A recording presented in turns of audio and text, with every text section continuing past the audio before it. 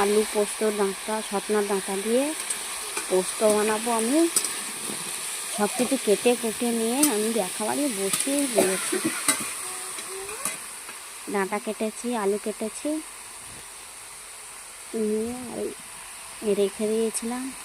সাদা তেল দিয়েছি, জিরে ফোড়ন দিয়েছি, শুকনো লঙ্কা ফোড়ন দিয়েছি, তেজপাতা দিয়েছি। তারপরে সবজিটা আমি দিয়ে দিয়েছি কড়াইয়ের মধ্যে।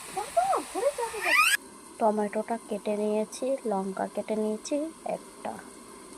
বেশি ঝাল দেব না, আমাদের বাড়ির বাচ্চা আছে, বাচ্চারা খেতে পারবে না।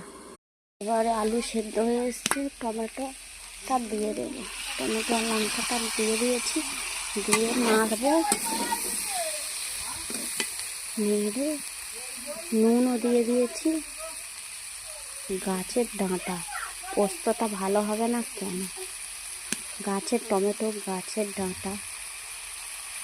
লঙ্কা আর পোস্তটা একটু বেটে নিচ্ছি আমি। আলু পোস্তটা হয়ে এসছে, নামিয়ে নিচ্ছি।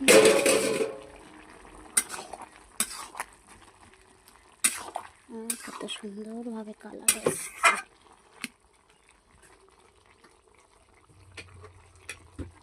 পোস্তটা আমি দিয়ে দেবো কড়ার মধ্যে। তরকারিটা নামানোর আগে পোস্ত দিয়েছি, এবার তরকারিটা আমি নামিয়ে নেব।